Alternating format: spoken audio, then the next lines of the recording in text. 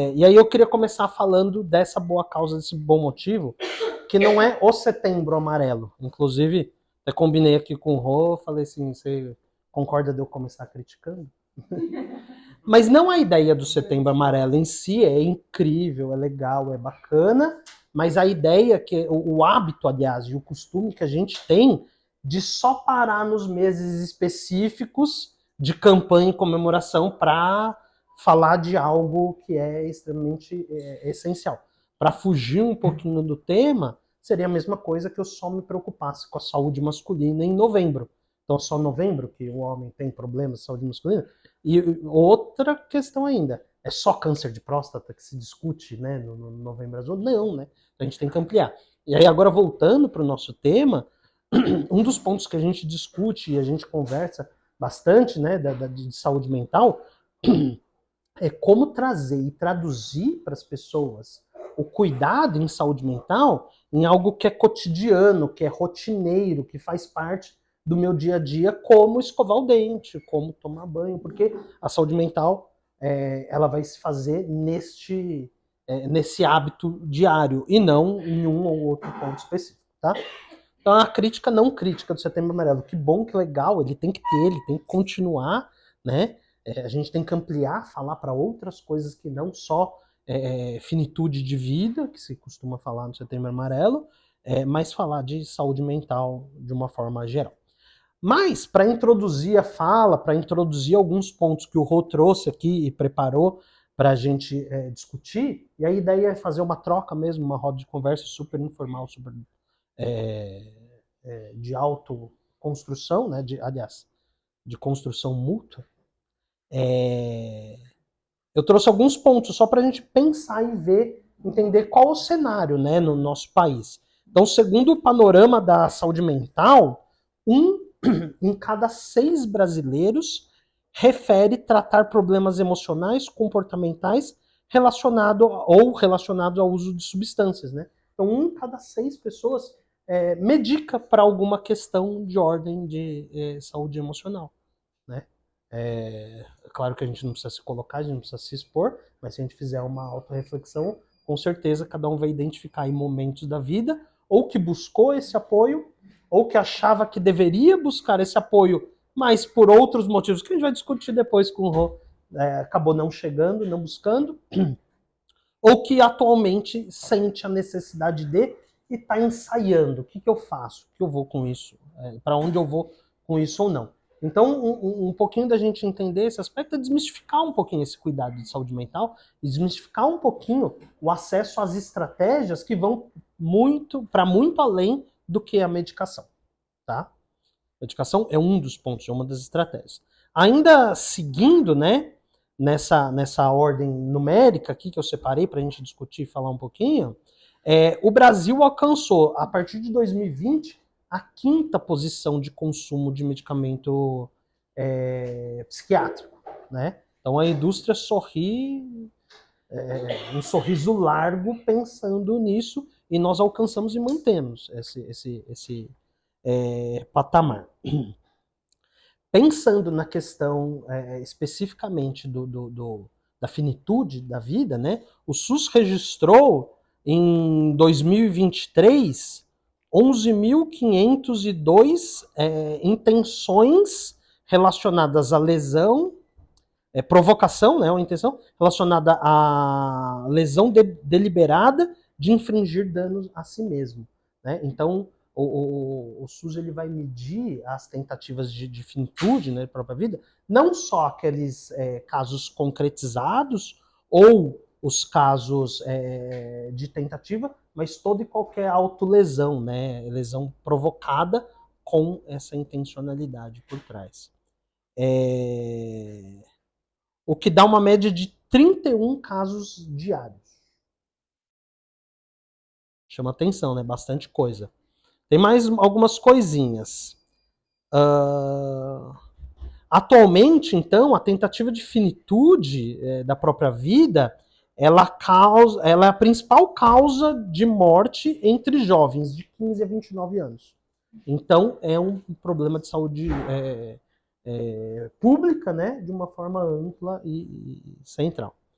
E aí, pensando nos estrangeiros, beleza, tem esse panorama, é um panorama ruim, é um panorama que chama atenção, mas o que tenta fazer, né? Quais são os objetivos? Então, a Organização das Nações Unidas, né, a ONU, ela estabeleceu como meta a redução de 1/3 desses casos de forma global, né? A ONU vai trazer números globais, até 2030. Então, o objetivo é reduzir em 1/3 as tentativas de finitude da vida até 2030. E para isso, a gente precisa pensar, né, nos desafios. Quais são os desafios que estão diante disso? E aí, esse ponto final que fecha e traz a nossa fala aqui para dentro de novo. Sai da saúde pública e traz aqui para dentro de novo. Que é saúde pública também, né?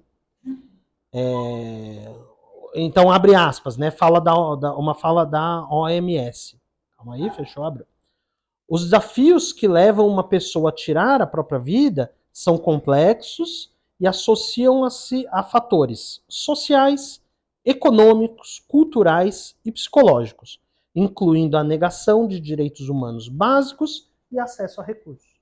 Então, é uma gama, é uma complexidade de fatores, né?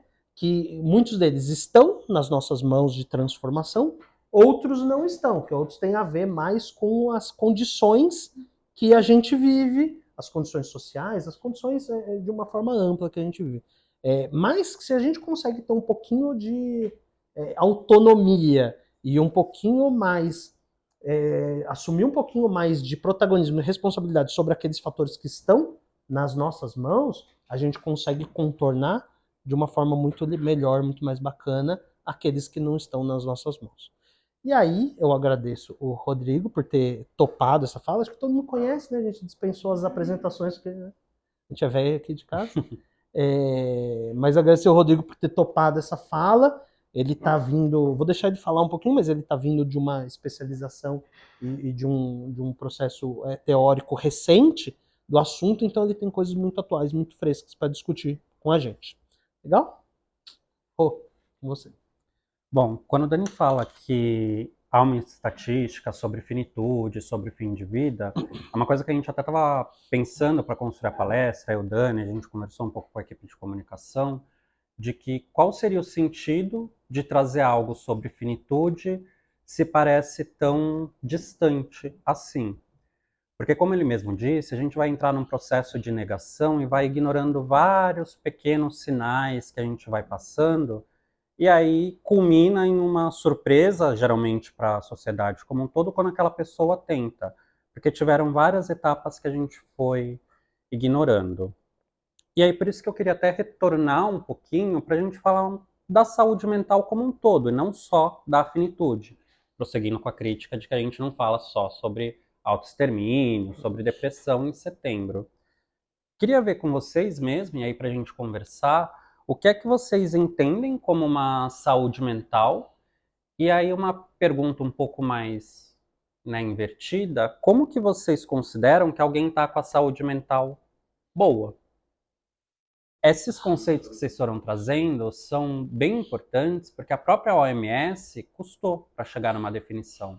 Não é fácil a gente saber o que é saúde, o que é saúde mental. Tanto que, para vocês terem uma ideia, o conceito de saúde global é um estado de bem-estar bio, psico, social e espiritual. E tá fácil, né? Todo mundo tem dinheiro bastante, amigo bastante, tá em paz consigo mesmo, tudo tranquilo com a espiritualidade. Tá todo mundo doente se for pegar esse conceito tópico. E essa é a grande questão, por isso a brincadeira, de qual sinal que a pessoa está equilibrado. Porque tem uma parte importante de que na vida que a gente vai levando aqui como um todo, a gente se acostuma com o inverso. A gente vai se acostumando com não lidar com a saúde mental. A gente vai se acostumando com o estresse e não com a calmaria, e não com o equilíbrio. Não é muito raro acontecer daquela fala que acaba sendo até uma brincadeira de tá tudo muito bem, alguma coisa vai acontecer. A gente está tão nesse estado de euforia, de não olhar para a gente mesmo, que a gente se desacostuma. E se tá tudo bem, é porque alguma coisa muito ruim tá acontecendo, que eu prefiro que tenha um pouquinho ruim do que tudo bem. Tudo bem, eu não sei lidar. Eu preciso ter pelo menos esse cantinho de coisa ruim para eu poder falar, ai, problemático, ai, pelo menos eu tô bem aqui. E é um pouco disso da gente falar, porque a saúde mental, vocês definiram muito bem, que é esse processo de autoconhecimento. Tem muita gente que entra na terapia achando que tô na terapia, vira até tema de site, de aplicativo e tudo mais, né? Ah, terapeutizado. E aí você fala, ô meu anjo, a terapia te aprende que você não vai conseguir fazer tudo e não que você tá ótimo com você mesmo. Então é um pouco disso que a minha fala até vai passar, sobre esses momentos pessoais, da gente começar a olhar um pouquinho mais da gente, o que, que são esses momentos que tá tudo bem não tá tudo bem. Eu não preciso estar estável o tempo todo, eu não preciso estar no caos o tempo todo, eu posso ir me adaptando de acordo com o que for. Por isso que eu perguntei, esse equilíbrio que a gente vai conseguindo fazer. Se está pendendo para um lado, eu vou para o outro, se está para o outro, eu vou me equilibrando aí no que for acontecendo. Para isso acontecer, porque nessa loucura toda que a gente fica, a gente acaba perdendo de vista um ponto fundamental, que é o eu. Eu preciso trabalhar, eu preciso entregar projeto, eu preciso fazer palestra, eu preciso enviar a coisa. E aí a gente vai se abarroando com tantas coisas para fazer que o que eu quero fazer não sobra espaço. Esse é o primeiro passo de tudo, o primeiro sinal de alerta, quando a gente não tem tempo pra gente. É uma coisa que estávamos até brincando no dia do treinamento que fizemos, eu não tenho tempo para fazer terapia. É porque esse é o primeiro sinal grave de alerta, porque você está falando que de uma semana inteira você não tem uma hora para olhar para si mesmo, que nem é tanto para si mesmo, é uma questão de tratamento muitas vezes. Você não tem uma hora para si. E aí veja como as pessoas elas vão começando a degringolar nesses pontos que são pequenos, né? O que que eu quero fazer? Mesmo nesse sentido, quando eu falo do pequeno, às vezes é pequeno mesmo. A gente não valoriza tanto esses pequenos atos de comer bem, comer no horário, né? De se exercitar, de dormir bem, de ter essa rede de apoio. Porque às vezes a pessoa vem e fala: ah, não, tô super estressado. Você dormiu? Dormi. 2 da manhã, acordei às 6. Realmente. Você não dormiu bem, como que você vai passar o dia bem? Não, eu como quando dá.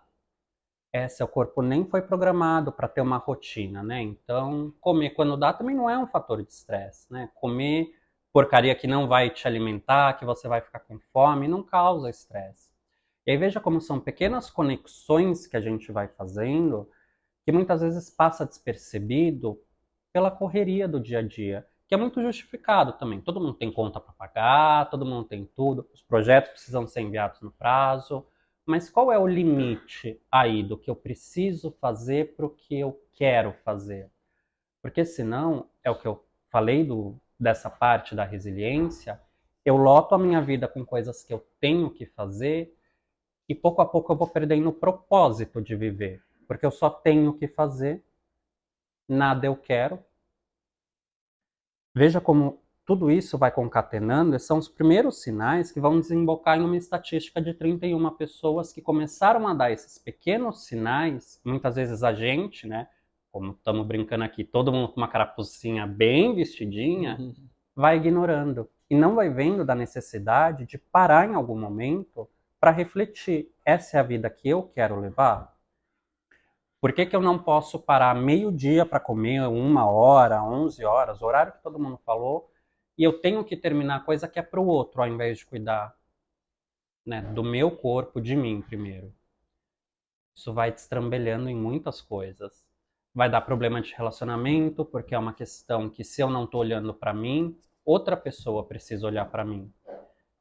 E aí se o outro está olhando para mim, o dele fica descoberto, e aí a gente vai criando uma bola de neve onde ninguém está olhando para si. Só que o outro não vai conseguir cuidar de mim como eu cuido, porque ele não tem ideia. Posso falar para Elaine, Elaine, você tem que comer salada. Ela odeia salada. Eu vou mandar ela comer salada, eu vou acabar criando uma questão pior para ela, porque ela odeia, ela vai começar a ter uma relação com a comida problematicíssima, porque eu acho que eu sei o que é melhor para ela. Só que se ela não se cuida, eu tenho que cuidar. O meu jeito de cuidar é com salada, Elaine. A Elaine adora chocolate, ela vai ter que cuidar da Cris. Ela fala, Cris, chocolatinho. Vai no chocolatinho que tá tudo certo. A Cris é diabética. Ninguém sabe, ela não é obrigada a falar para ninguém. E aí veja como a gente vai fazendo sempre nas melhores das intenções, quando na verdade cada um cuidando de si mesmo, tá cuidando do coletivo também. E aí de novo uma provocação de quando foi a última vez que cada um aqui fez algo por si mesmo, por um motivo muito importante, que é porque sim.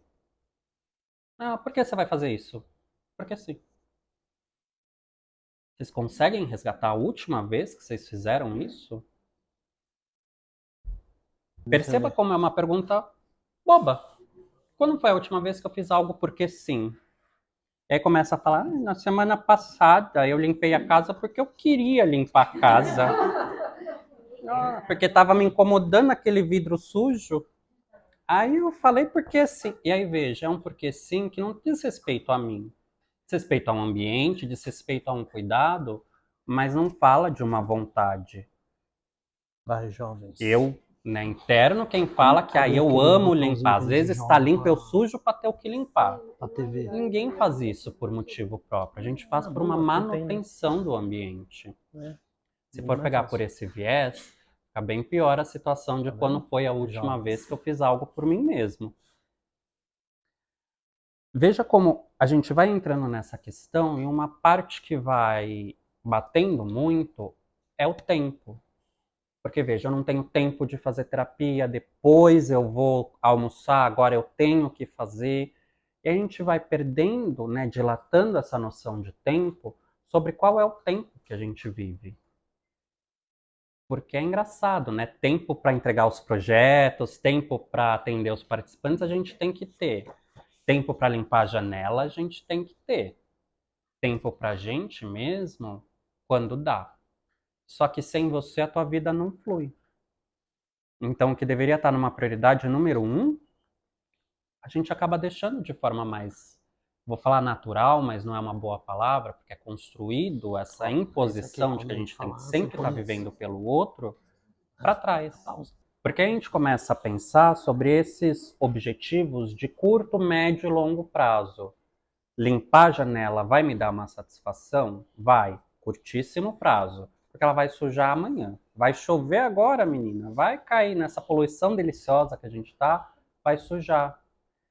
É um bom objetivo de curto prazo, de médio prazo, porque veja que a nossa vida, a gente sempre vai precisar concatenar as 3 instâncias. Se eu não tiver prazer imediato, a minha vida acaba se tornando muito maçante. Tudo sempre é para o futuro, tudo sempre é para depois. Não dá. Como eu falei, tem dia, vou me compadecer porque eu também sou do chocolate, às vezes a gente come pensando, ai, depois dessa salada eu vou comer aquele chocolate. E às vezes a gente precisa mesmo ter um curtinho prazo, uma coisa que eu vou fazer para me dar uma recompensa aqui. Só que se a minha vida fica sendo só pelo agora, eu acabo perdendo o propósito do que é viver mesmo. Eu acabo vivendo uma vida impessoal. E aí, qual é o meu propósito a longo prazo? Aí fica aquelas perguntas de RH, o que, que você vai fazer? Onde você quer estar daqui a 5 anos? E todo mundo fica tipo, como que eu vou saber? É a pergunta também inversa, como você não sabe? Porque se você não tem um norte de para onde você está caminhando com a tua vida, você vai estar em qualquer lugar daqui a 5 anos. E possivelmente qualquer lugar menos aquele que você gostaria de estar. Aí vem essa questão da gente começar a canalizar um pouco melhor a parte do querer, equilibrar o querer com o ter. Tem uma parte que não faz exatamente, né, escopo da psicanálise, que é a linha que eu sigo, mas faz muito sentido para mim, e eu sempre aplico isso, que na psicologia analítica se fala muito do tempo de Cronos e do tempo de Kairos. É Para vocês entenderem, a analítica gosta bastante de mitologia e tudo mais, e é literalmente da mitologia. O tempo de Cronos é o tempo de relógio, que a gente conta e 1 minuto passa 1 minuto para mim e para você igual. Tempo de Kairos é o tempo que a gente percebe. Às vezes 1 hora demorou 5 anos para mim. Só que para o Dani essa hora pareceu, nossa, já? Essa percepção de tempo é o tempo de Kairos. Eu falo desses dois conceitos porque ele vai ser muito importante, que a gente não vai percebendo e fazendo a junção desses dois conceitos de tempo. Tem uma brincadeirinha que eu sempre gosto de fazer, que aí é de novo a gente começando a se colocar para baixo e deteriorando aos poucos a nossa saúde, que é, pensem aí com vocês, quanto tempo vocês demoram para fazer compra no mercado? 2 horas? Vocês demoram mais ou menos esse tempo também? Um dia de pagamento, 3 horas. Dependendo da fila. Então, de 2 a 3 horas, certo? Nessas 2 horas, vocês estão considerando o tempo que vocês têm que fazer a lista de mercado?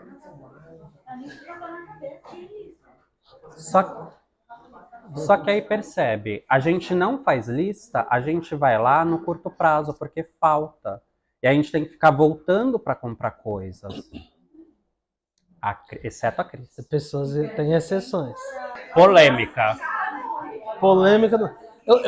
Eu pioro essa polêmica para as pessoas que têm filho e para as pessoas que estão chegando, ó. Pequeno gafanhoto aprenda. Depende também do tempo que eu demoro no mercado, o quanto eu não aguento mais ficar em casa e tô deixando as crianças na responsabilidade do outro para eu ir respirar um pouquinho. Aí eu posso demorar um pouco mais. Aí eu dou uma passeada no mercado. Mas galera, vocês veem como é interessante essa, Gente, isso aqui essa questão? Porque, por exemplo, a Cris está falando que ela compra sempre as mesmas coisas. Eu quero comer sempre as mesmas coisas. Não tem uma receita diferente que a gente quer fazer, não tem nada que a gente nunca queira comer diferente. Vai pedir delivery. Saúde mental. Tem uma amiga boa para você conversar. Você vai ter que dar um dinheiro depois da conversa, mas é ótimo. Ela vai no mercado com você. Vai ser ótima essa conversa. Mas veja como assim, a gente calcula que eu demoro 2 horas para ir no mercado, mas eu não calculo que eu preciso pensar no que eu quero comer para comprar as coisas. Eu não calculo que eu preciso ver na despensa o que tem, senão eu vou precisar ficar retornando. Veja como é uma sensação de começar a patinar que a gente fica. Muitas vezes isso vem associado a uma culpa. Atendi ontem uma paciente que eu fiz a proposta para ela de organizar a agenda. Mas era uma agenda tão vazia que era assim, era uma vagabunda, não faz nada da casa, da vida. E aí você para e fala, você não trabalha? Trabalho, mas você não colocou. Nossa, você colocou que você tem que ir no mercado, você demora 1 hora para fazer tudo? É. Você chega do mercado e a tua governanta guarda? Não, eu guardo. Então, mas aí veja, de 2 horas, você fez uma compra de 2 horas no mercado, você vai demorar pelo menos mais meia hora, 1 hora para guardar tudo. Você vai demorar para fazer a lista para chegar no mercado. O tempo de Kairos, eu só gastei 1 hora. Eu sou o quê? Trouxa, porque eu não fiz nada no meu dia, eu não consegui fazer nada. E aí olha como a culpa começa a se instalar. Do nada, uma lista de mercado, a gente já começa a ver que é o primeiro ponto para o autoextermínio. Porque nunca é tão tranquilo assim, nunca é só uma lista de mercado. Se a gente começa na lista de mercado, quantas vezes a gente não calcula direito o tempo percebido junto com o que a gente gastou nesse microgerenciamento de tarefa? Para assar um bolo é só eu fazer o bolo, eu demoro 15 minutos para assar e mais 40. E para ver se eu tenho ingrediente? E se eu não tiver, porque eu não faço bolo com frequência, achei que tinha fermento, não tem. Eu gastei mais meia hora no mercado. Um bolo que era menos de 1 hora já se transformou em 2. Eu não fiz nada da minha vida. Como que eu tinha 45 tarefas e eu não dei conta de fazer uma? Não dei conta de fazer metade. E aí a gente começa a se cobrar dessa produtividade porque a gente não está fazendo os ajustes entre o que eu quero fazer da minha vida. Nisso, e aí eu vou pegar a nossa grande amiga Carol aqui, que deu alguns treinamentos, que entra naquilo que a gente tem visto aqui no próprio centro. Sabe aquele Kanban que a gente fez? E foi até uma, né, a provocação que eu fiz enquanto a gente estava fazendo lá no treinamento que eu participei. Será que não dá para fazer um Kanban da nossa vida? Porque, sei lá, alguém tem o grande sonho de correr na São Silvestre. O tempo, ele é finito e ele é escasso. Você não acha um tempo... Ai, olha, achei 5 minutos aqui, eu vou fazer alguma coisa com isso. Principalmente quem é de casa, quem faz as coisas de casa, você senta no sofá, aparece a janela para limpar, aparece o filho para trocar, sobrou um dinheiro, o gás acaba. A gente nunca vai ter esse tempo enquanto um recurso que aparece. A gente precisa abrir de forma consciente ele. Se eu tenho um sonho de correr na São Silvestre, o que eu estou fazendo hoje, de pequeno, para correr? Porque veja que aí a gente começa a elencar o curto, médio e longo prazo. A São Silvestre é no fim... Agora tudo bem que ficaria um médio prazo, né? Mas a São Silvestre é no fim do ano, mas eu não posso chegar lá, porque aí eu vou falar o quê? Não dá. Ano que vem eu faço. Só que em janeiro eu não separo o tempo, em fevereiro também não. Em março eu nem sei o que é São Silvestre. E aí eu não vou me organizando e eu não vou colocando as tarefas que eu quero fazer. Porque veja, ninguém é obrigado a correr. Mas se eu quero, eu preciso me organizar para fazer. Se eu não corro, todo ano chega dezembro, bate aquela deprê. Ai, olha, eu ia ganhar desse keniano que tá ali, certeza. Olha, eu ia chegar ali e ia arrasar. Eu quero escalar, o que eu estou fazendo para começar a aprender a escalar? Eu quero jogar, eu quero fazer qualquer coisa que seja, eu quero pintar. Porque veja que a gente fala de atividades intrinsecamente humanas que os humanos não vão dando a devida atenção. A gente não vai valorizando o nosso querer porque sim. Eu vou virar um pintor? Eu vou vender quadro? Não sei, mas inicialmente a minha ideia é pintar. Eu não preciso ter um propósito para aquilo, eu vou fazer porque me faz bem. Veja como aí a gente vai juntando tudo isso, por isso que eu até falei dos treinamentos, porque começa a encaixar o 5S que a gente viu lá atrás. Muitas vezes, eu vim no consultório, eu estava falando isso com a paciente, com a minha última paciente, que ela foi falando, ah, não, mas é porque eu vou fazendo uma coisa, aí eu tô aqui fazendo isso, aí eu lembro de outra coisa, eu paro, vou fazer outra coisa, aí eu paro, vou fazer, aí no final eu nem lembro o que eu estava fazendo no começo. A pergunta de 1 milhão é, você precisava fazer o que você estava fazendo no começo? Ou você estava fazendo no automático? Porque se você esqueceu, qual é a importância disso? E às vezes a gente não percebe que essa gama de tem o que a gente vai colocando na nossa vida, não precisa. Eu não preciso necessariamente fazer tudo o que eu acho que eu tenho que. Qual é o sentido para aquilo, alinhando ao meu propósito de vida? Eu tenho que vir trabalhar? Não. Se o meu propósito de vida for morar embaixo da ponte, eu não preciso vir trabalhar. O trabalho não pode ser uma finalidade por si mesma. Eu estou vindo trabalhar porque eu quero ter dinheiro para quê? De novo, para pagar conta não é um bom propósito. A gente entra nas questões sociais e econômicas. A gente vai perdendo o sentido da vida. Nem que seja um sorvete na praça. Estou vindo trabalhar para tomar um sorvete na praça depois. A gente precisa ir encontrando todos os links que a gente vai fazendo sobre isso. Porque pode parecer uma coisa bem bobinha aquilo, né? Estamos se afastando do Setembro Amarelo. Ah, quer dizer que eu estou em risco porque eu acho que eu demoro 2 horas no mercado, mas a tarefa de fazer compras demora 3, 4? Não, você não está em risco com isso, mas a cronificação disso culmina em depressão. Porque uma das coisas que as pessoas não sabem, e aí é um segredinho nosso aqui da psicologia, é que a depressão não significa necessariamente tristeza. A depressão necessariamente significa apatia. Esse tempo de Kairos que a gente está falando é a primeira coisa que a gente ataca na depressão em terapia, porque a pessoa ela fica nesse estado, inclusive de risco.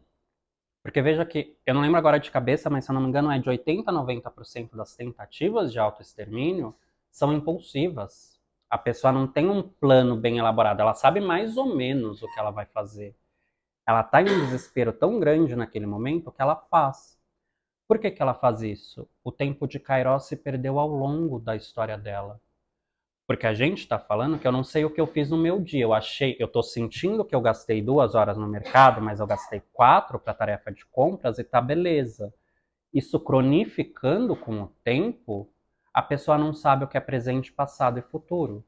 Se eu estou me sentindo mal hoje, a gente pede para ela contar uma história da infância, ela sempre traz com tintas amargas, porque se eu tô mal hoje, significa que meu passado foi uma merda. E se meu passado foi uma merda e eu tô mal hoje, o que que me espera no futuro? Coisas ruins. E aí qualquer pequeno gatilho para ela, porque veja, aí bateu o pé, claro que não tão banal assim, mas desses pequenos gatilhos, como eu não tenho uma separação bem definida do meu tempo, isso vai acontecer para sempre, eu prefiro acabar com a minha vida do que fazer tudo isso. E aí parece desse pouquinho que começa na lista de compra. Começa nesses temas de o que que eu quero fazer da minha vida. Realmente faz sentido eu limpar minha casa todo dia? Eu preciso ter um ambiente tão asséptico assim? Para algumas pessoas faz, para algumas pessoas não faz. Entra nessa parte do que é que eu quero, o que é que faz sentido para mim. Vou deixar minha casa um lixão? Não, mas tanto detalhe assim todo dia? Pô, deixa eu só aproveitar essa fala, Hum, porque tem uma coisa que é interessante que a gente observa, né?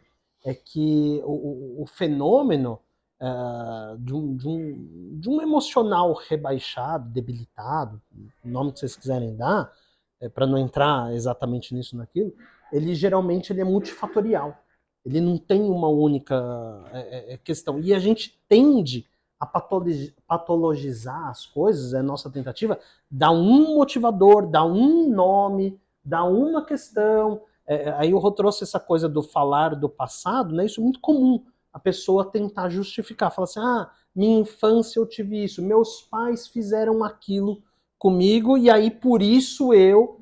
E a gente esquece que, tudo bem, tem tem suas marcas, né? Tem seu histórico e o passado, ele é a infância, aliás, ela é um prato cheio para estas marcas serem construídas, mas a gente esquece que a gente vai acumulando isso tudo, que a gente vai transformando aquilo que aconteceu e vai deixando pequenas marcas. Então, a lista do mercado, que a gente não prestou atenção, que está gastando muito mais tempo e está se culpando com ela, ao mesmo tempo do meu projeto de estudo que eu fui abandonando, fui deixando na gaveta, ou fui fazendo menos do que eu gostaria de ter feito, são as minhas atividades sociais e de lazer, de satisfação que eu vou fazendo com menos frequência ou até mesmo abandonando. Então isso vai se somando como camadas, né? Então não tem um grande motivador.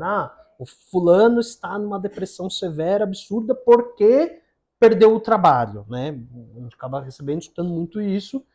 Tá bom, perdeu o trabalho e o que mais, né? Os aspectos sociais somam aí, os aspectos de identidade, de pertencimento nesse mundo, né?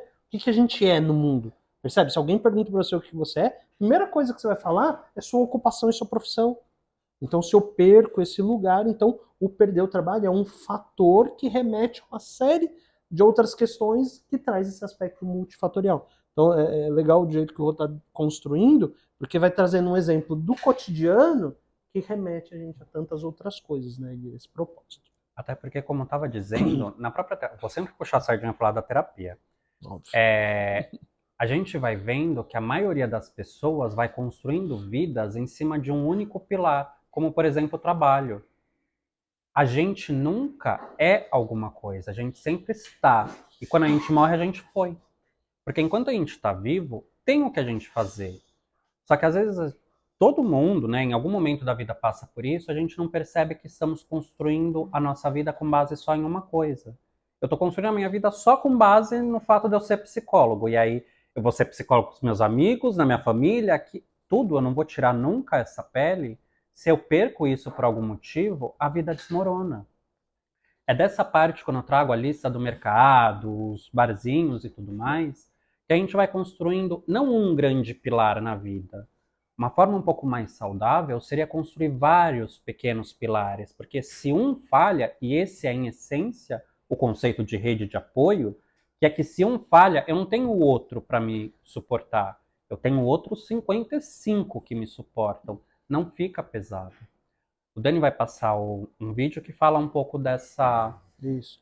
É um vídeo pra desse gente lugar. refletir, pensar. Eu colei aqui, ver certinho, trazer o nome da autora e do livro, mas é pra gente pensar mesmo e refletir. A autora é a Marina Colasanti. Essa parte, né, é retirada do livro Eu Sei, mas não devia. E interpretada pelo gigante Abu Janra.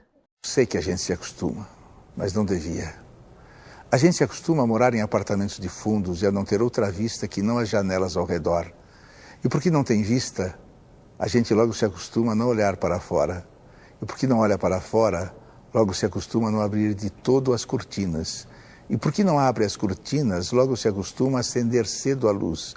E à medida que se acostuma, esquece o sol, esquece o ar, esquece a amplidão. A gente se acostuma a acordar de manhã sobressaltado porque está na hora. A tomar o café correndo porque está atrasado. A ler o jornal no ônibus porque não pode perder o tempo da viagem. A comer sanduíche porque não dá para almoçar. A sair do trabalho porque já é noite. A cochilar no ônibus porque está cansado. A deitar cedo e dormir pesado sem ter vivido o dia. A gente se acostuma a esperar o dia inteiro e ouvir no telefone: hoje eu não posso ir. A sorrir para as pessoas sem receber um sorriso de volta. A ser ignorado quando precisava tanto ser visto. A gente se acostuma a pagar por tudo o que deseja e o de que necessita. E a lutar para ganhar o dinheiro com que pagar, e a pagar mais do que as coisas valem, e a saber que cada vez pagará mais, e a procurar mais trabalho para ganhar mais dinheiro, para ter com que pagar nas filas em que se cobra. A gente se acostuma à poluição, às salas fechadas de ar-condicionado e cheiro de cigarro, à luz artificial de ligeiro tremor, ao choque que os olhos levam na luz natural, às bactérias de água potável. A gente se acostuma a coisas demais para não sofrer. Em doses pequenas, tentando não perceber, vai afastando uma dor aqui, um ressentimento ali, uma revolta acolá. Se a praia está contaminada, a gente molha só os pés e sua no resto do corpo. Se o cinema está cheio, a gente senta na primeira fila e torce um pouco o pescoço. Se o trabalho está duro, a gente se consola pensando no fim de semana. E se no fim de semana não há muito o que fazer, a gente vai dormir cedo e ainda fica satisfeito porque tem sempre sono atrasado. A gente se acostuma para não se ralar na aspereza, para preservar a pele, se acostuma para evitar feridas, sangramentos, para poupar o peito. A gente se acostuma para poupar a vida, que aos poucos se gasta e que gasta de tanto se acostumar e se perde de si mesma. Está se acostumando sem se dar conta que o se acostumar é justamente o que está trazendo ou retirando da gente aquilo que a gente gostaria, né? Eu me acostumo para evitar sofrimento, como o texto traz. E nesse se acostumar para evitar sofrimento, é sofrimento que eu estou conseguindo, que eu estou ganhando. Eu me acostumo para poder sobreviver, mas nesse se acostumar, eu estou retirando essas doses de pequenos valores e pequenas satisfações que justamente remete a satisfação, né, a necessidade aí que a gente busca na vida. Eu me acostumo a me adaptar a uma série de coisas porque eu gostaria de ter todas aquelas, mas nesse se acostumar eu vou retirando de mim pequenos detalhes, pequenas coisas, né? Eu me acostumo a achar que felicidade é aquele recorte que a sociedade impõe pra gente, né? Tem outro texto muito bacana, que ele chama Muitas Felicidades, o imperativo de ser feliz, acho que é esse. E ele vai criticar e tratar justamente esse aspecto, né? Ditadura da felicidade. Ditadura da felicidade. Da ditadura da felicidade. O que a gente faz? O que a gente sabota? O que a gente se acostuma em busca de uma felicidade que, na verdade, aquilo é felicidade mesmo, né? Na sociedade que a gente vive hoje, a felicidade é muito pautada no consumo, né? Será que isso realmente é? Será que felicidade é eu estar o tempo todo sorrindo, alegre, contente? Será que não cabe na felicidade eu às vezes não estar tão legal, eu às vezes estar mais chateado ou estar bravo, né? Então eu me cobro não estar bravo, não estar chateado em momento algum, porque eu quero ser feliz, mas é justamente essa cobrança que está me tirando o aproveitar de todas as oscilações, né? Todas as condições que a vida vai trazendo pra gente. Menos cobrança e acho que mais vivência, mais aproveitamento, né? Mas é a última parte. Vamos deixar. Vamos por Até partes. porque tem essa parte do a gente se acostuma, mas não deveria. Porque às vezes nessa de não parar para pensar no que a gente quer, nós vamos tomando decisões que em uma primeira camada parece ser uma decisão muito de vida. Tem um conceito, inclusive da psicanálise, que a gente diz que é a pulsão de vida a serviço da pulsão de morte. Eu tô tranquilíssimo. Eu saio todo final de semana para beber com os meus amigos. Você precisa sair todo final de semana? Se você fica em casa, você não fica bem? Será que isso está sendo uma diversão ou será que isso está sendo esse apagamento? Será que eu quero sair todo final de semana, geralmente para ir no mesmo bar, beber com as mesmas pessoas, fazer as mesmas coisas? Ou isso também está sendo essa fuga? Tem muita gente que tem 40 mil amigos e aí todo final de semana tem uma agenda lotada porque está saindo cada dia com um, mas não tem um que se conecta de verdade, porque como fica nessa loucura de cada hora uma vez, fica com conexões rasas. E aí veja como é uma questão diferente de que, para quem está vendo, fulano está ótimo, está viajando a beça, está indo ver muitas pessoas, sem perceber o fulano, e às vezes nem ele mesmo não está se dando conta de que ele está entrando num vazio. E aí, de novo, a cronificação de não pensar no que a gente quer, no porquê sim, a gente vai entrando cada vez mais, flertando com esse buraco. Eu não lembro de qual poema é, mas tem uma parte muito interessante, que eu lembro de um trecho, que é: o problema de ficar olhando muito para o vazio é que uma hora o vazio olha de volta. E aí entra nessa parte de eu estou o tempo todo flertando ali, não olhando para mim, não olhando para o que me dói para solucionar o problema, e sem perceber eu estou aumentando aquele buracão, uma hora não vai ter mais terra para eu ir. E aí é onde as pessoas acabam tendo, sim, uma hora, e não é nem uma hora por semana, acaba tendo que fazer 2, 3 de terapia, porque aquele buraco tá tão grande, tá tão insuportável aquela vida, que ela precisa de ajuda. Tanto que tem essa parte de que muitas vezes a gente acredita que quem fala não está em risco, porque quem quer faz. E é justamente o oposto. Às vezes a pessoa não fala porque nem ela está percebendo. Quem fala já está em um nível muito, não sei se dá para chamar assim, mas melhor, porque consegue identificar que está precisando. Muitas vezes são nesses impulsos de não olhar o buraco que as pessoas acabam cronificando muito pior. Porque aí não tem nada. E muitas pessoas, acho que muita gente aqui já deve ter passado em algum momento disso, de falar: eu vou para terapia? O que eu vou falar? Pequeno gafanhoto, você viveu 40 anos, não tem nada para falar. Sua vida é totalmente 40, 50, 30, 20 e pouco. Não tem nada para falar da sua vida. A tua vida tá, então... Você tem que falar do futuro, então, porque o passado você já não fez nada que você quis. Não teve um pedacinho legal, ou triste, ou disso, porque a felicidade o tempo todo é felicidade se eu só sinto aquele único tom. E aí entra nessa parte de como que a gente lida, então, com isso. Só antes de você entrar nessa parte, que aí já é a parte final.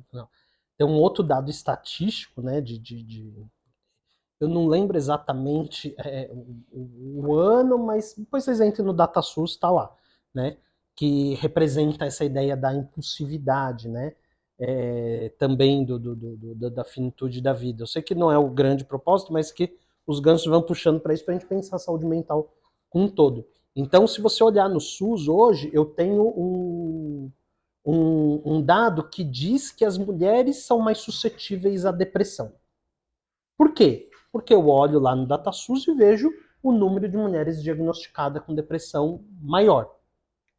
Só que ao mesmo passo eu vou avançando nesses dados estatísticos, eu vejo que o homem é aquele que mais comete ações contra a própria vida. Eu falei, não, pera lá, o que está de errado nisso, então? Se a mulher está mais suscetível, por que o homem que mais tenta acabar com a própria vida? Aí a gente começa a olhar o fenômeno cultural, né? O fenômeno cultural é, os homens negam mais a saúde mental, logo, eles não são diagnosticados, não é que eles não têm problema, questões de saúde mental, eles só não são diagnosticados. Os homens são mais impulsivos, então as tentativas de finitude da vida que os homens cometem são mais agressivas, mais violentas e mais eficazes nesse sentido, né? E os homens, eles têm uma, ainda na toada de negar a própria saúde mental, não só mental como um todo, os homens, eles apoiam o pilar da sua estrutura de sua vida em poucos eixos, e geralmente são os eixos que olham para subsistência e não para o autocuidado, né? Não à toa, todo mundo que acompanha aí questões de saúde, questões ambulatoriais, vê quando o homem busca cuidar de saúde, seja ele qual for, é levado por uma outra pessoa que é cuidadora, tá? E lembrando, termo aqui homem e mulher representando as representações culturais e sociais e não questão do sexo biológico, tá? Até mesmo porque tem uma brincadeirinha que a gente faz, que o homem, via de regra, só procura, por exemplo, a terapia, na verdade o oposto, né? A mulher, ela procura a terapia, geralmente, por vários motivos. A mãe tá doente, perdeu o emprego, terminou um relacionamento. Eu vou colocar que quase nenhum homem procura porque diz, eu terminei um relacionamento e eu tô mal. O homem procura terapia por dois motivos, geralmente. Porque a esposa mandou e porque ele broxou. E por isso a esposa mandou. Se tiver esposa, Se tiver. A psicanálise vai entender todas essas questões. O Rô fez a brincadeira dele, broxou, né?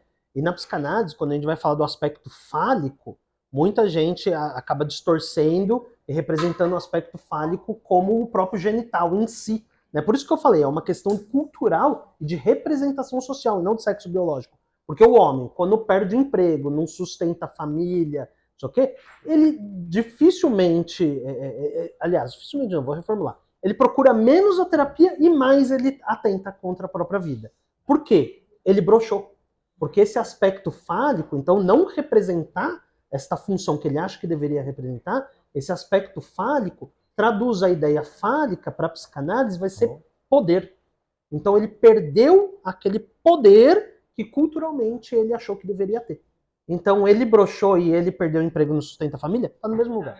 Até porque, via de regra, a gente também vai pensando nesses aspectos econômicos de que eu perdi o emprego. Como que eu vou pagar a terapia?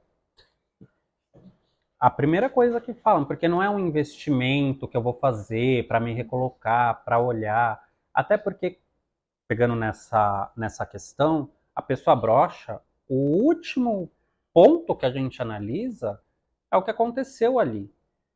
Várias vezes, e para dar exemplos clínicos mesmo, já atendi pacientes homens que tinham problema de ereção, que quando a gente vai entender o que estava acontecendo, é porque era uma pessoa mais sensível, mais romântica, mas de uma família, por exemplo, do Nordeste, que o homem tinha que pegar todas. Ele não queria pegar todas, ele tinha que desempenhar esse papel. Olha o conflito entre o que eu tenho que fazer e o que eu quero fazer. Aí chegava lá, não tinha como.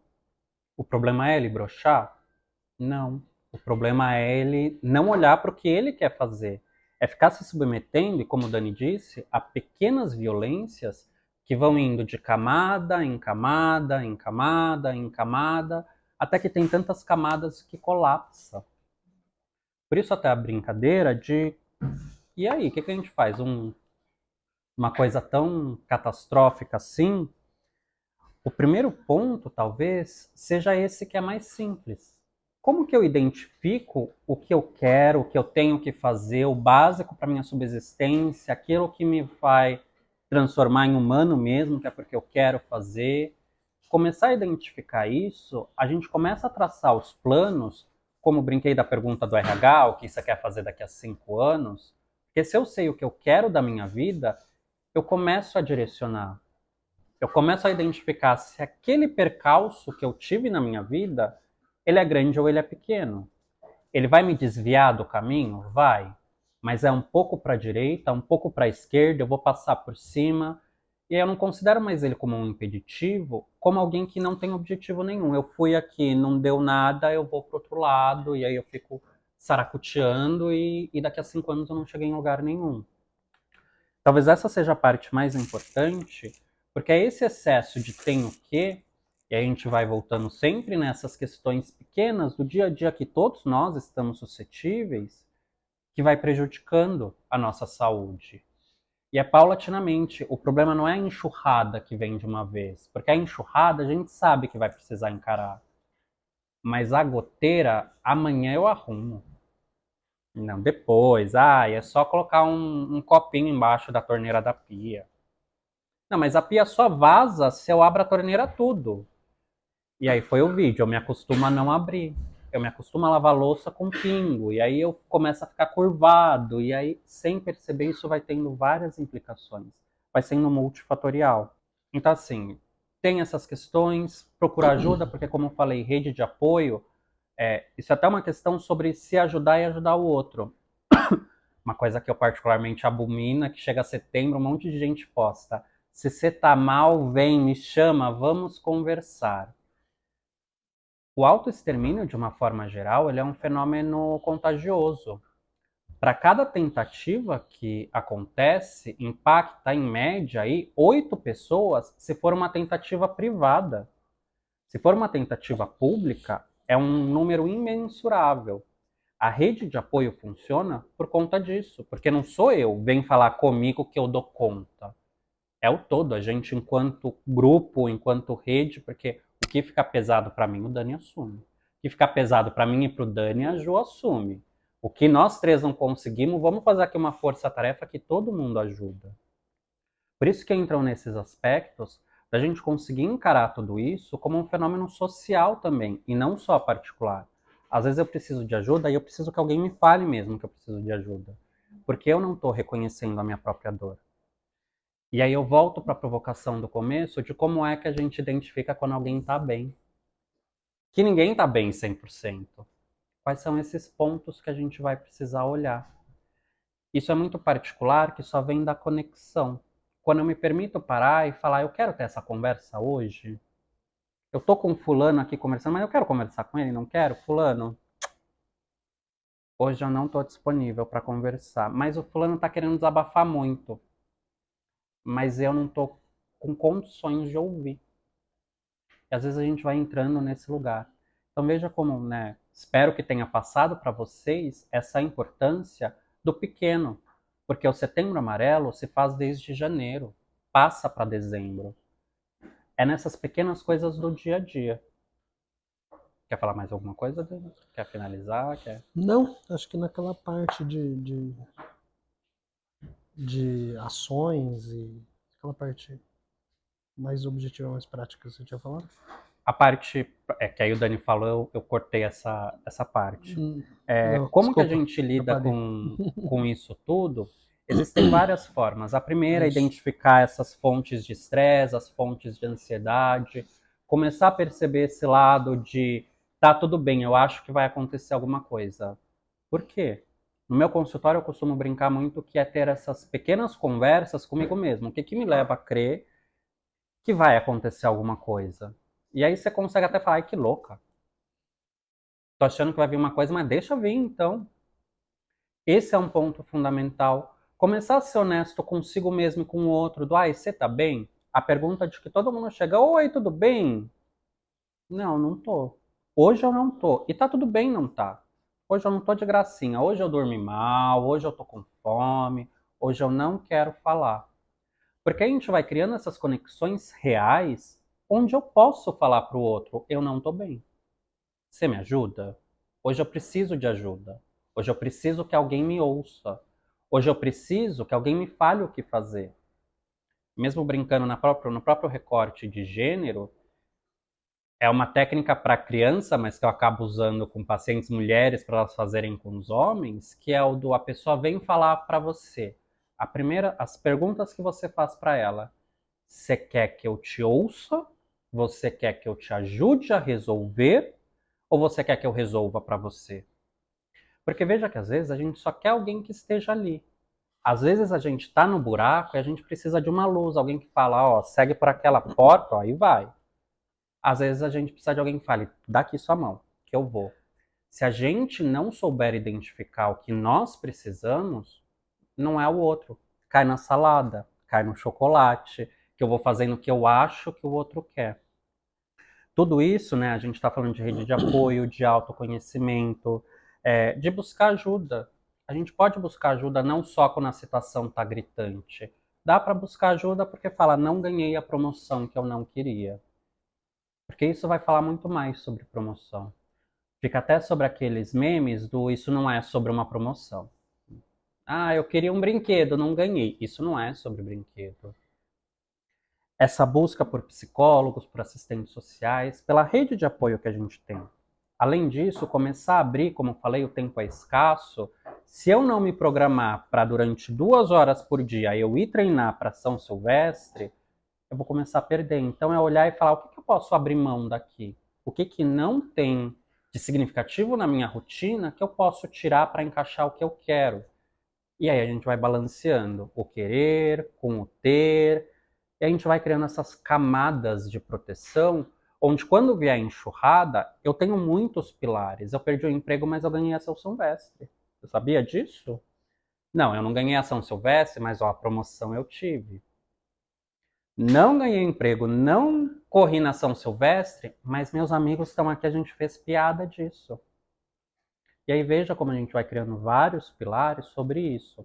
No fim das contas, o que a gente faz mesmo é a construção desses múltiplos pilares para a nossa vida ser tão complexa quanto humanos são, multifatoriais. Questão de física, né? Fazer aquelas físicas quânticas que as pessoas ficam falando. Se eu apoio o peso em um único ponto, aquele ponto precisa ser extremamente forte. Se eu divido entre vários pontos, cada um suporta só um pezinho. E aí fica bem. É um pouco disso que a gente dá para fazer, pensando aí em uma estrutura de prática. Legal. E aí, pegando esse gancho, né, que é mais importante do que a gente sabe, mais importante não, tão importante quanto a gente saber identificar, a gente saber reconhecer, tanto na gente quanto no colega, né, e respeitar os limites, é o que fazer, né? Então, o Rô trouxe uma série de questões, uma série de possibilidades aí do que fazer, e aí eu queria discutir um pouquinho o aspecto do tratamento mesmo em saúde mental. Legal, foi bacana, você identificou, você percebeu e você não teve nenhuma dificuldade, nenhuma inibição, ou teve alguma, mas ultrapassou e foi buscar ajuda em saúde mental, foi buscar cuidado, foi buscar atendimento.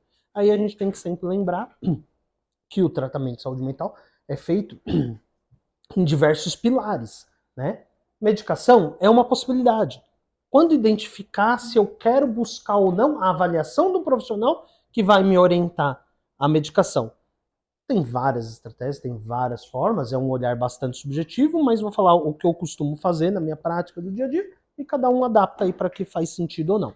Eu costumo discutir da seguinte forma: tá bom, o quanto você acha que a questão que você está trazendo, a questão que a gente está discutindo, ou a situação que está te preocupando, está ultrapassando a sua possibilidade de contorno, né? de suportar no dia a dia. O quanto você está começando a identificar que precisaria de um outro suporte, de um outro apoio, de algo a mais para te ajudar. Por quê? Ninguém consegue se organizar emocionalmente se não tiver organizado fisicamente, hormonalmente, enfim, se tiver algum distúrbio aí orgânico, né? Então a medicação vem para ajudar, para apoiar nesse sentido. Não, acho que eu tô tocando, consigo fazer, beleza, vamos criar uma estratégia dentro disso.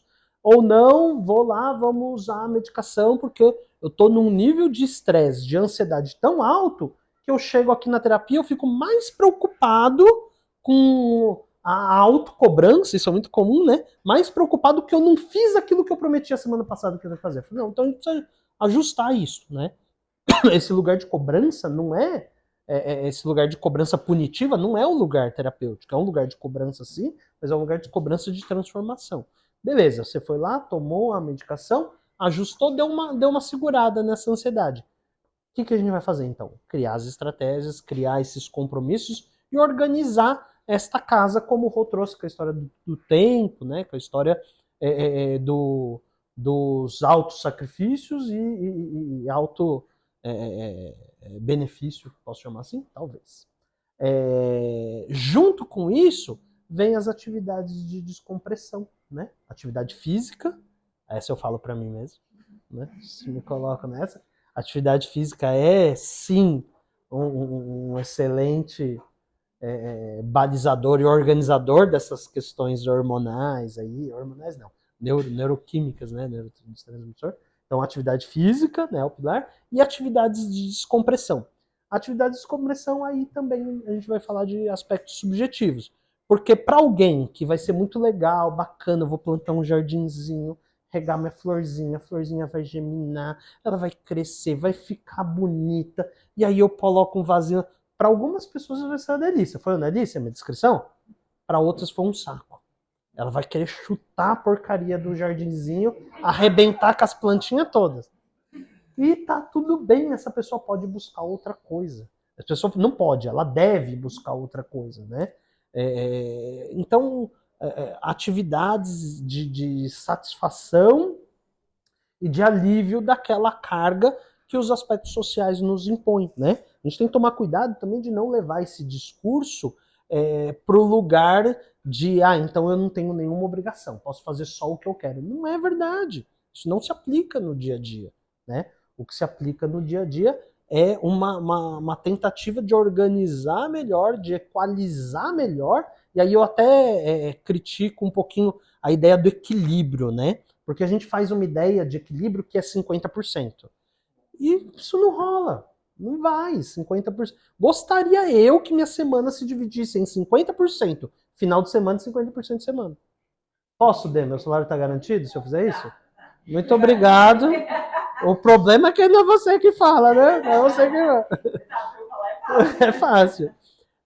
Mas não é assim, equilíbrio não é 50%. Então, equalizar eu acho uma palavra mais legal, porque equalizar eu ajusto, eu coloco, eu ordeno, né, dentro daquilo que é real, do que é viável, do que é possível.